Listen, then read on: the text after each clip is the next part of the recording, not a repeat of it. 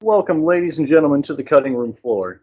Today is a banner day as our first celebrity guest is on the show. We are joined by the star of the fan film Never Hike Alone, Mr. Andrew Leighty. How are you doing today, sir? Woo!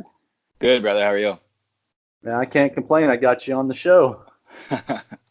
Right on. How you doing today? Good. Yeah, it's lunchtime, so I ate right before and just having a good day so far. It's fucking hot here, though. Oh yeah, you live Like in sweat. California, don't you? Yeah, and degrees just kicked up by like, I don't know. For us, we're usually maxing out like 75, which is perfect. But right now it's really humid. It's like 84, and my balls are sweating. Oh, It's I'm one of terrible. the man. I live in Central Georgia. It's fucking 94 degrees Oh, here. yeah. Yep. All That's right, too man. So I much. want to know because you're part of probably the most successful fan film ever, probably the most popular one. How did you go about getting your introduction to horror? Like, have you been a lifelong fan, or was it more of a spur of the moment project kind of thing? Um, Well, the project itself took a long time, but I think I got introduced to horror when I was like, whenever Blair Witch came out on VHS, because I mean, at that time I was probably like 7 or 8, I think. And my buddy and I were sitting at home. My dad had rented some films, and we were, I was having a sleepover with him. And so my dad had rented like some films for him to watch, and my parents had gone to sleep, and we weren't tired, obviously being that young. We wanted to pull an all nighter, and so we started like rummaging through all the VHS tapes that we could watch, and the only one that we hadn't seen that sparked our interest was Blair Witch, and like I had seen commercials for it. It looked scary, and so we decided to watch it. It was like midnight or 1 in the morning, and so I think being that young and everything's pitch black out, we had all the lights off. We had the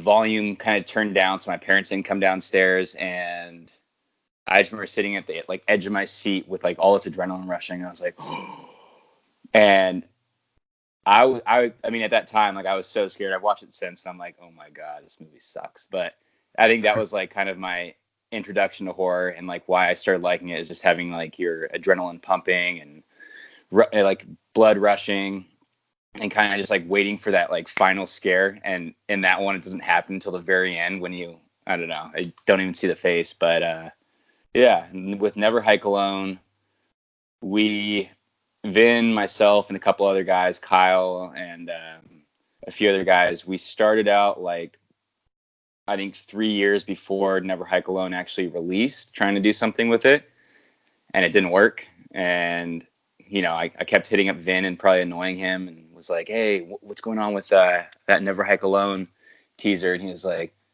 oh yeah, just give it some time, give it some time. And like 8 months went by, and we shot it all in the day for the first teaser. So I finally was like, yo, give me that fucking footage that you had. And he was like, bro, I just can't do it. It sucks. I don't like it. We're gonna come back to it eventually.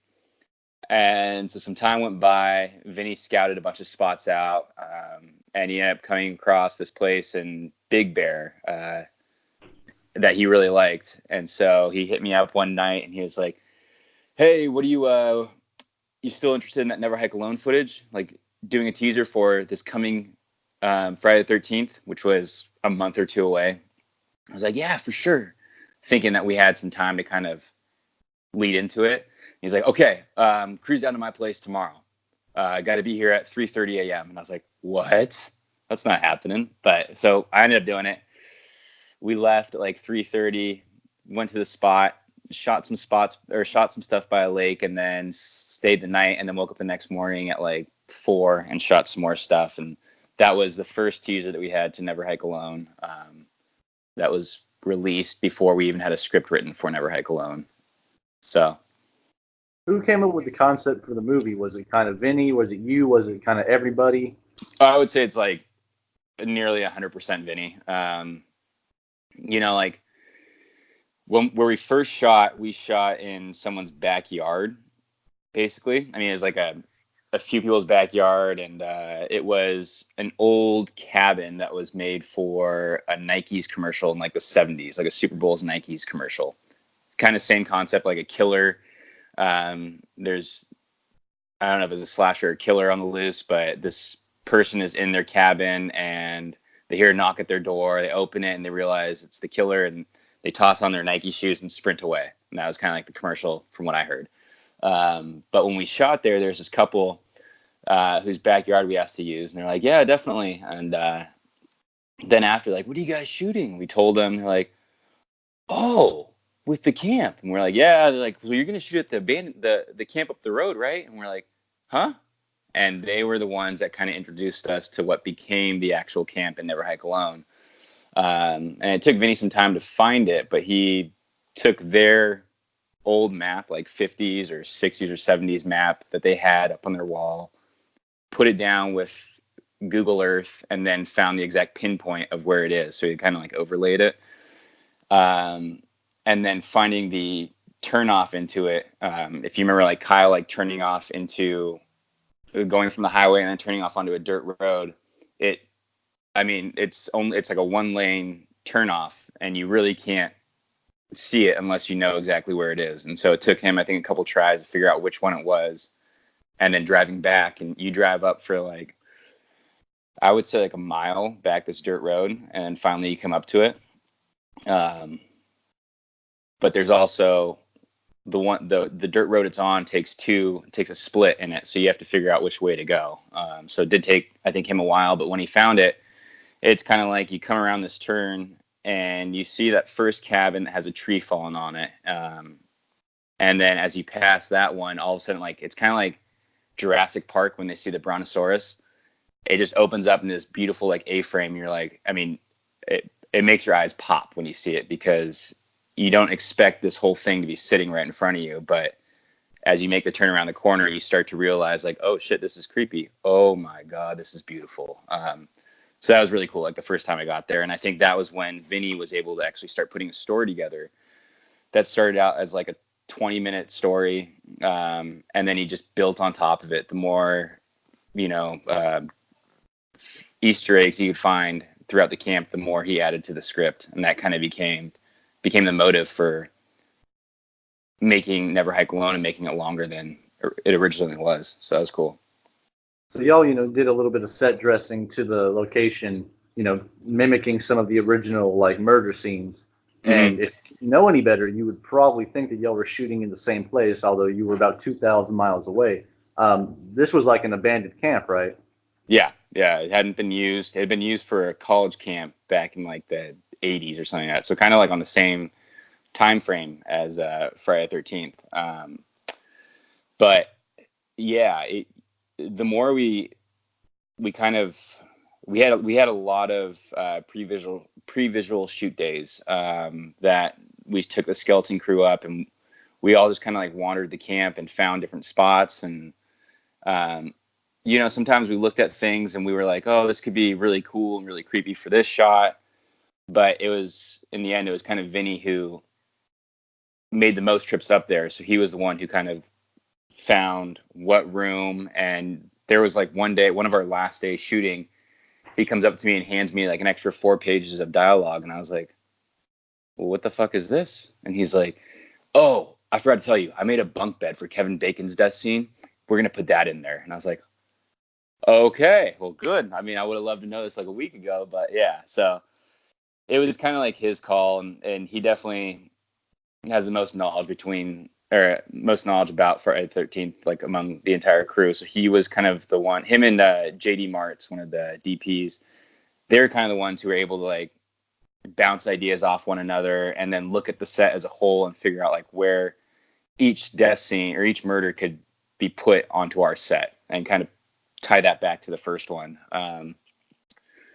So we all helped out in decorating it, but at the same time, it was mainly Vinny who gave us the final word and like what to do and like what would look good as far as our story went. So, it was a 30-year-old abandoned camp. How much did y'all actually have to do as far as like set dressing and making it look abandoned and stuff? Like, all it was manuals and stuff. It looked completely abandoned when we got there. There was like some rooms where, because a lot of the A-frame cabins that you saw, like the small ones for the campers was pretty nasty. And there's like rat shit in one of the camp counselor cabins that we use for the Kevin Bacon death scene, or that murder scene.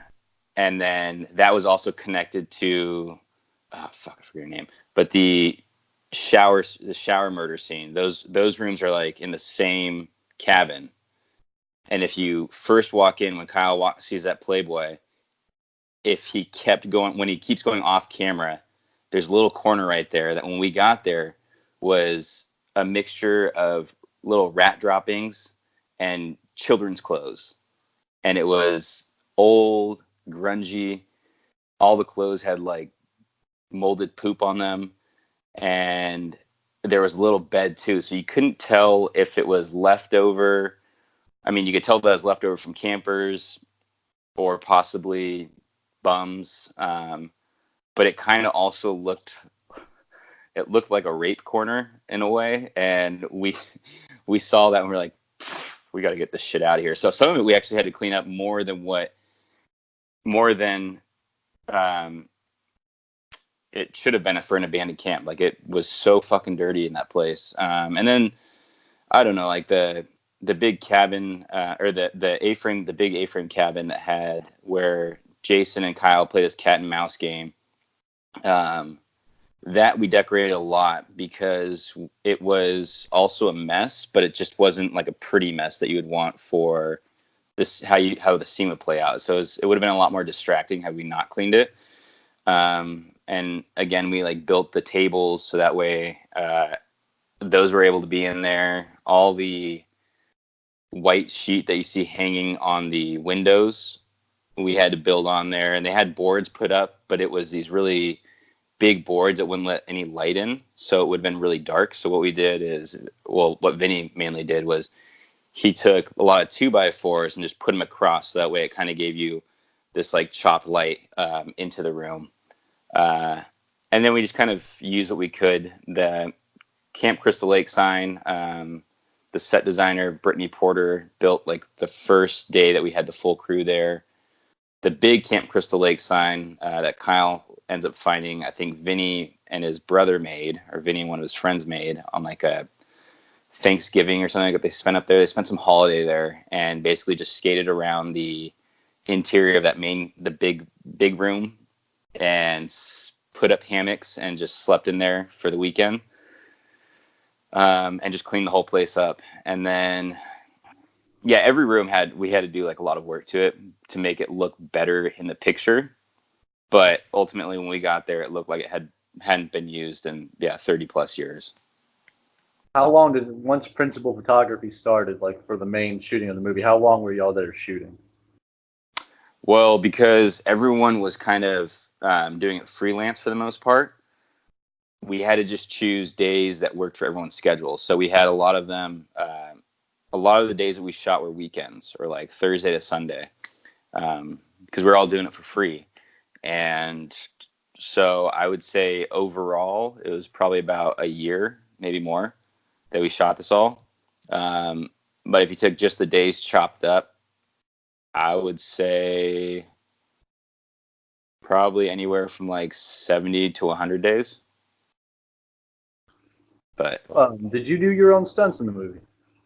I had a stunt double, and the stunts I did not do, this will be easier. The stunts I did not do was the big fall out of the 2-story, out of the door to nowhere, and there's another. Oh, and the choke slam. Those were the.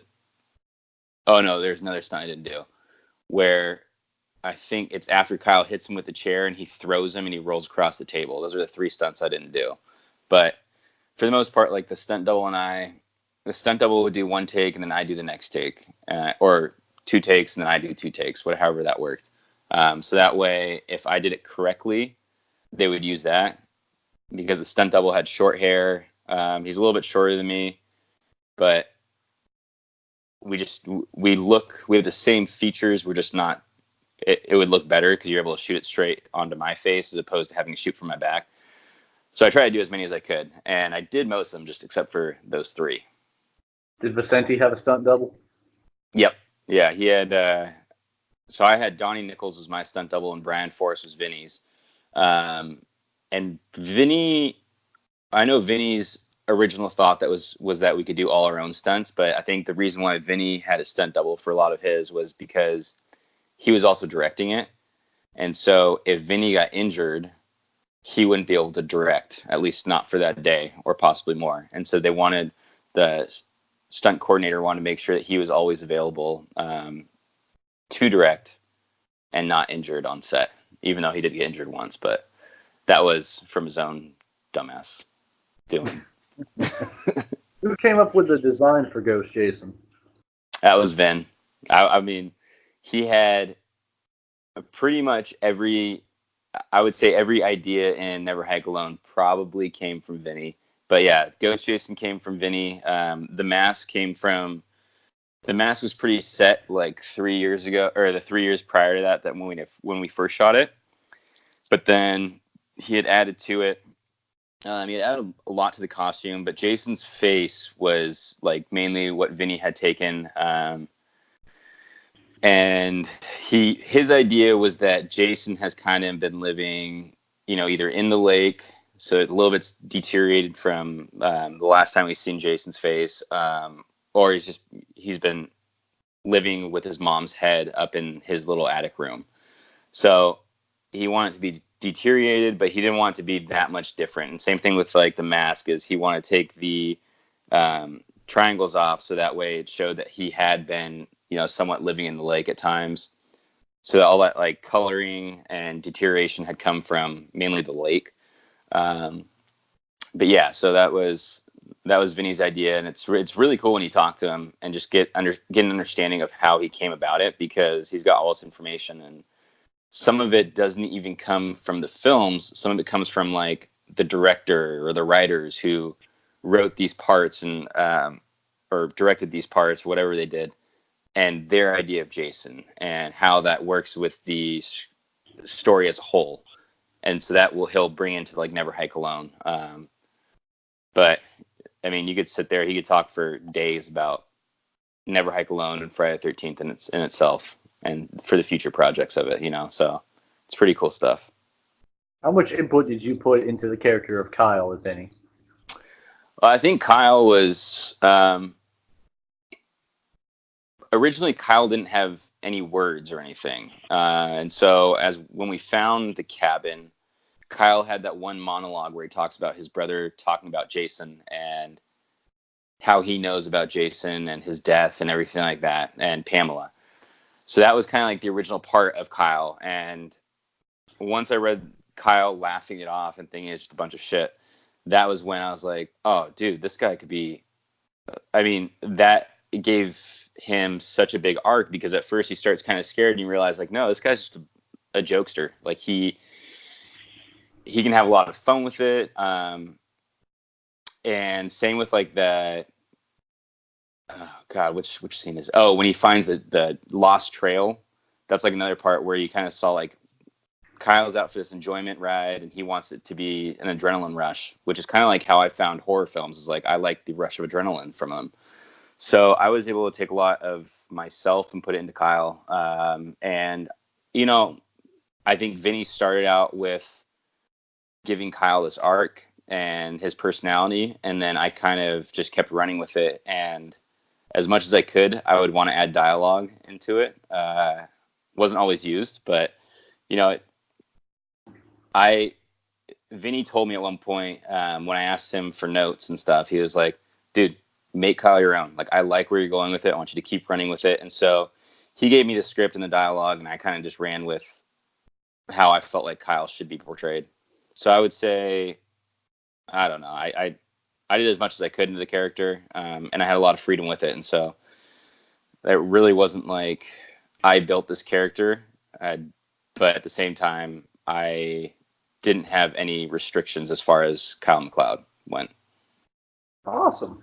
Yeah. Anyone watches in the Never Hike Alone Facebook group, you and Vicente go back and forth all the time. Y'all got like a very like awesome friendship. You always giving each other shit.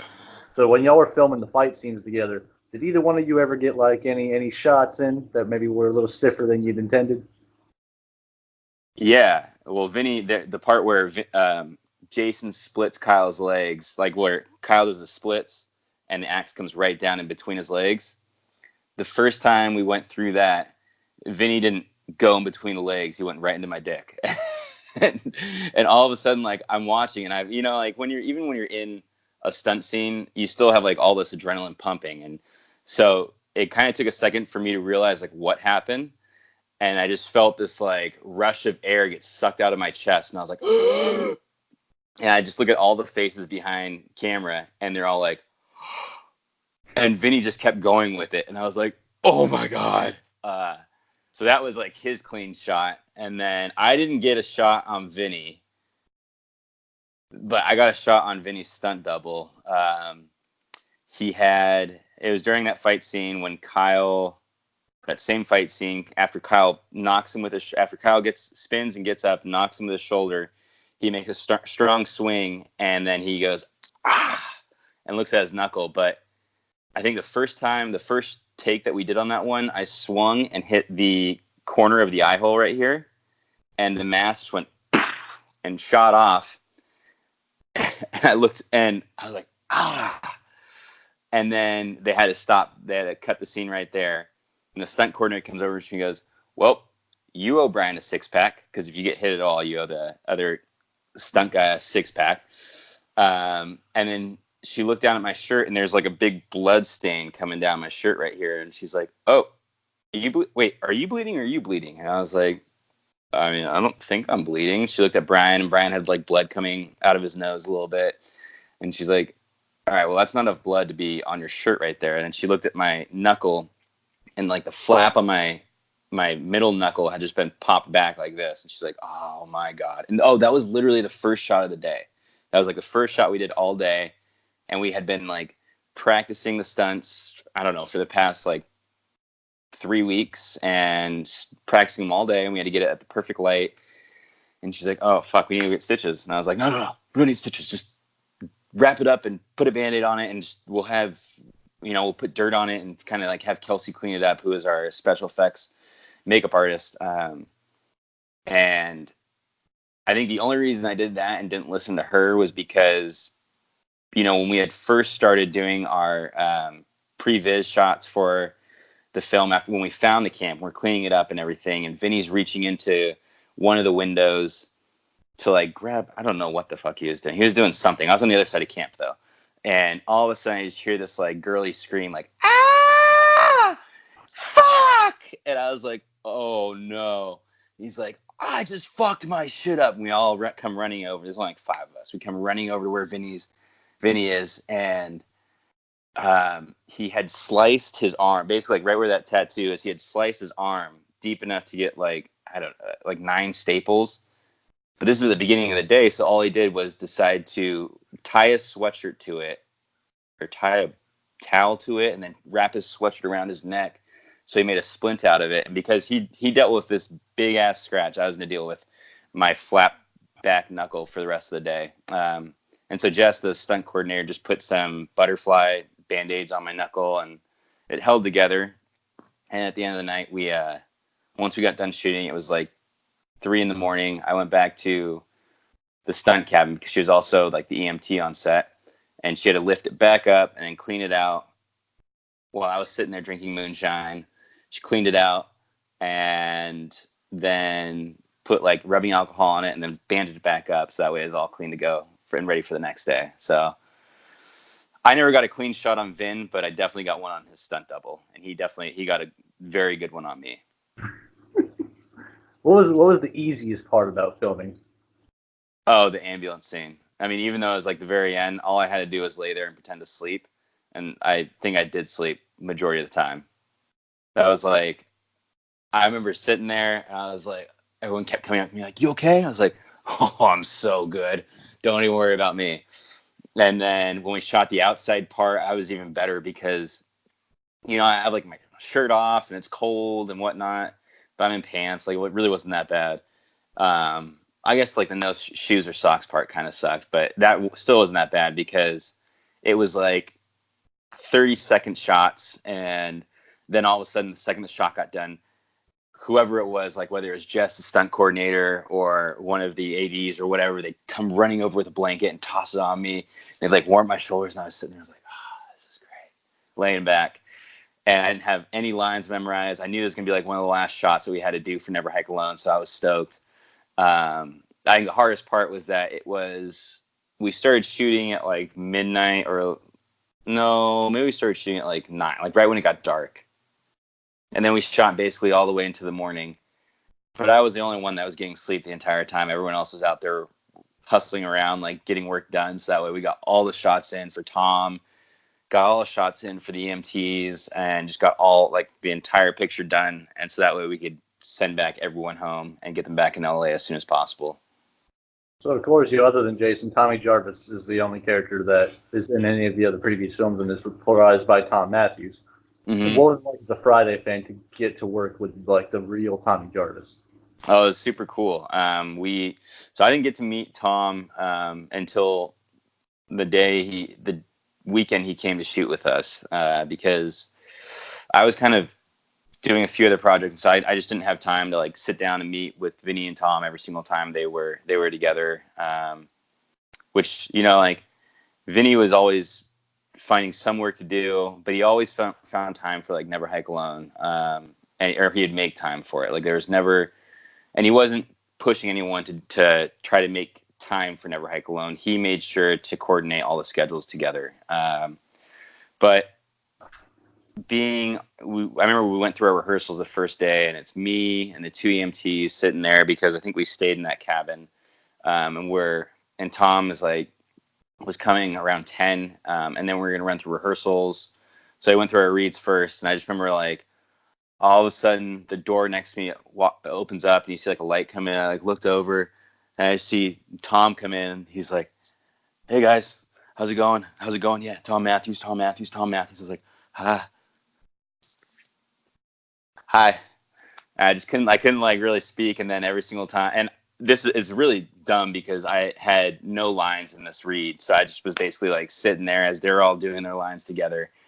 What were my lines? I can't remember. Oh, I think my line was, "He's still out there," and that's when I like fall back asleep.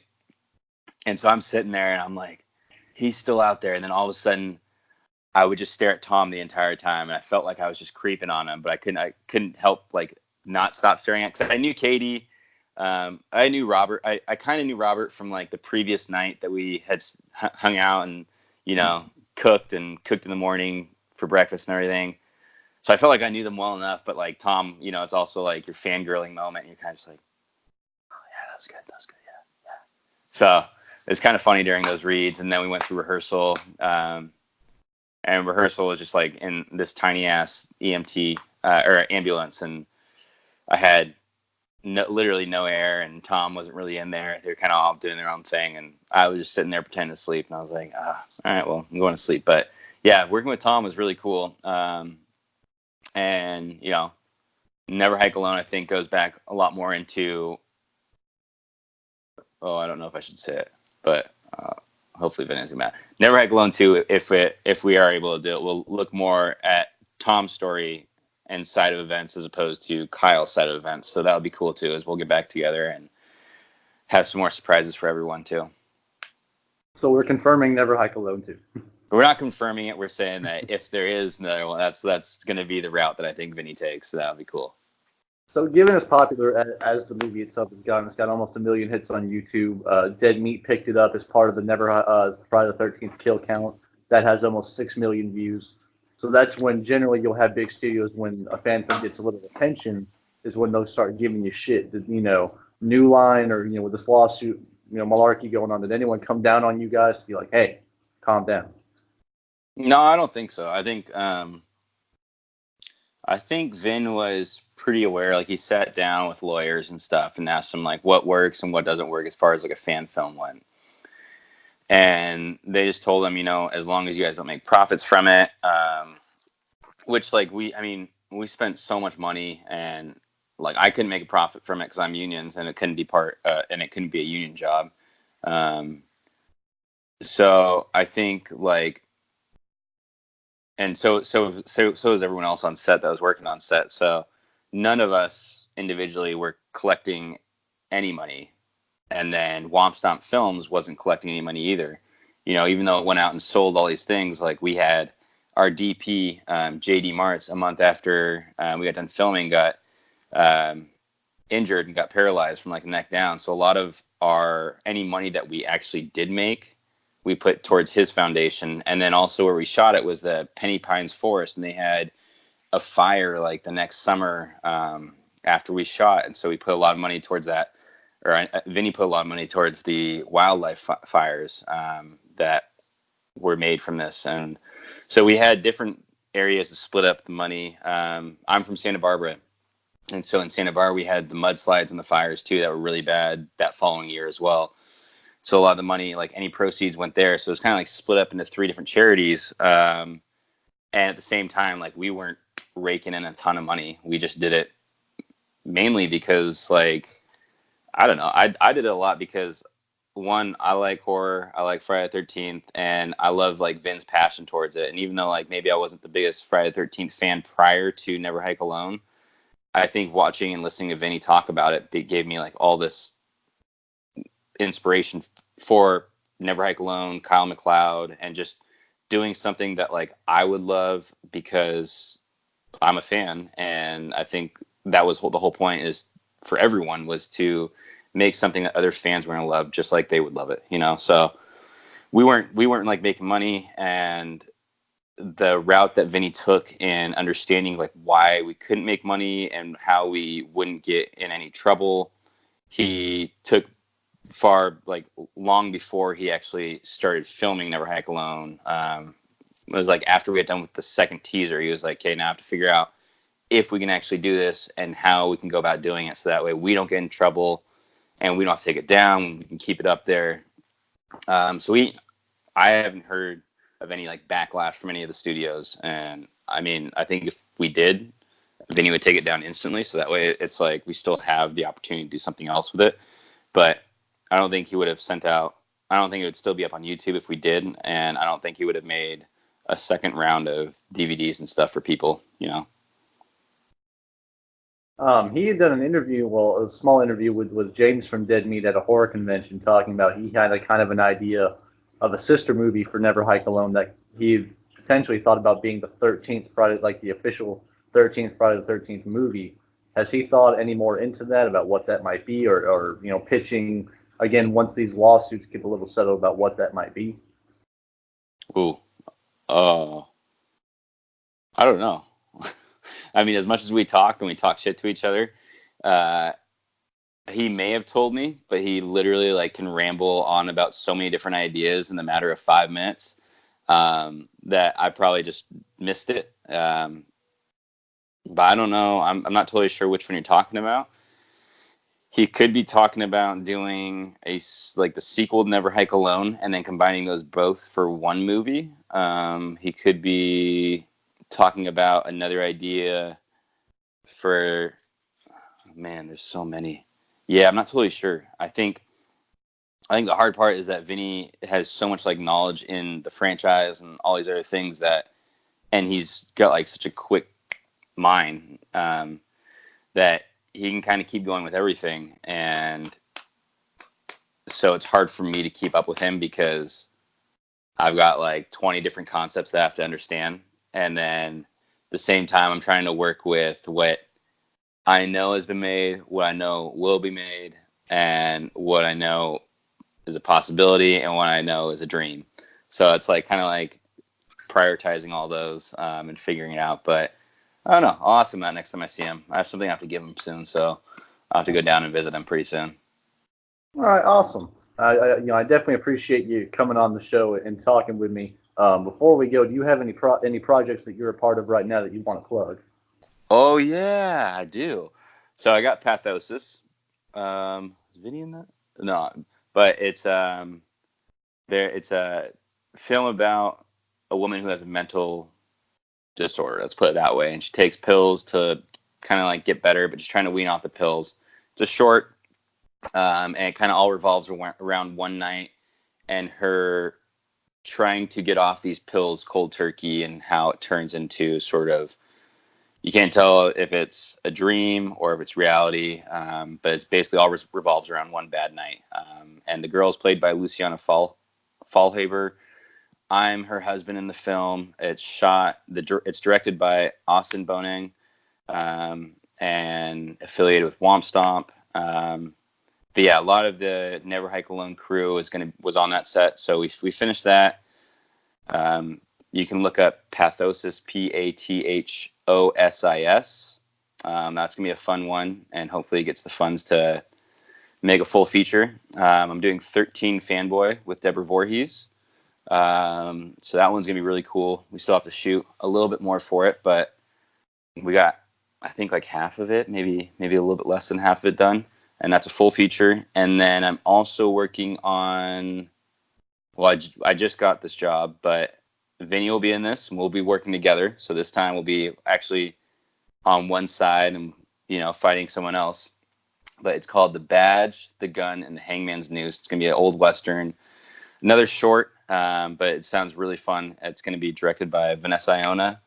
And we haven't even gone into production yet, but I'll tell you this much. I have to ride a horse in it. I haven't ridden a horse in years, so I've got my first horse riding lesson, I think, Tuesday. Oh, it's tomorrow morning. So that'll be a lot of fun to do. And then doing my own stunts in that one, I hope. So we'll see. But yeah, so I got those three. And that's it. Just, yeah, those three and some commercials. So. Awesome. I can't wait to see 13 Fanboys. I'm patiently hoping that Deborah Voorhees will also come on the show to talk with me about it. Oh, yeah. Also, since I'm a huge fan of Part 5. Yeah. And I know she's got Kane Hodder, Tom Matthews, just so many awesome people from the franchise. Have you got to work with them yet, or met with them? Who did I work with?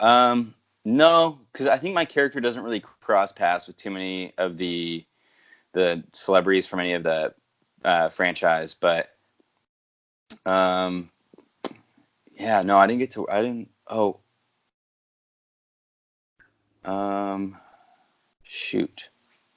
No, I didn't work with any of them, but I will eventually be. I know my character Chris crosses paths with Dee Wallace's character at one point, so I'll be there with her. I think he crosses paths with Judy Aronson too, but I'm not totally sure.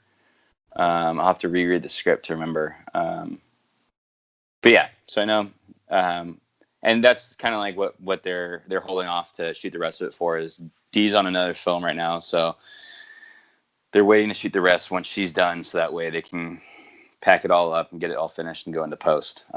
But yeah, so I'll be there for that. Awesome. Can't wait for that one to come out. And whenever Never Hike Alone 2 comes out, I'm certainly going to be ready for that one. Thank you again for coming on the show, man. It's been an honor and a privilege, and most successful fan film, I would say, in my opinion, so far. Thanks, The reception's been great. I mean, Topher is making these for guys, and they're flying off. That's rad. People love them. So thanks for your contribution to the fan film community and just being so gracious and coming on the show with me. Oh, for sure. Thank you, brother. I appreciate it. All right, guys. Until next time, we're going to leave it here on the cutting room floor. All right. Thanks, guys.